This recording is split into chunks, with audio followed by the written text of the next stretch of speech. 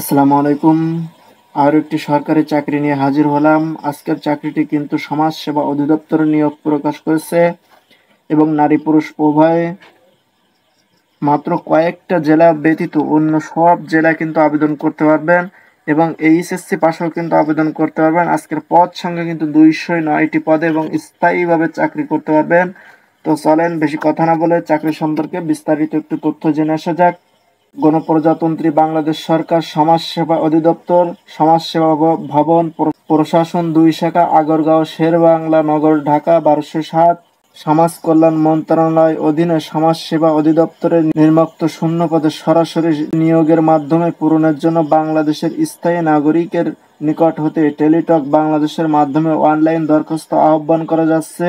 কিন্তু একটা পদেই কিন্তু 209 জন চাকরি করতে পারবেন। পদের নাম কিন্তু সমাজকর্মী, ইউনিয়ন খাত কিন্তু স্থায়ী রাজস্ব বোর্ড। পদ সংখ্যা কিন্তু 209 জন।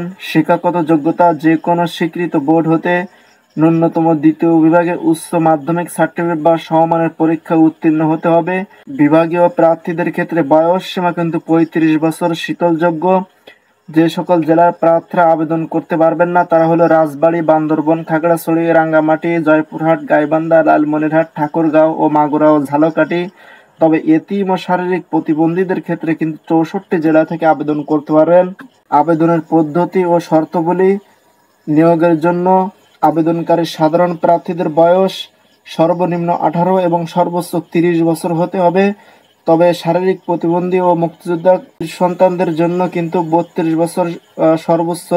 এবং আবেদনের শেষ তারিখ কিন্তু 3 সেপ্টেম্বর 2024। ভিডিওর শেষে একটাই রিকোয়েস্ট, আমাদের চ্যানেলটি সাবস্ক্রাইব করে লাইক, কমেন্ট, শেয়ার করে সবার কাছে পৌঁছায় দিন। ধন্যবাদ।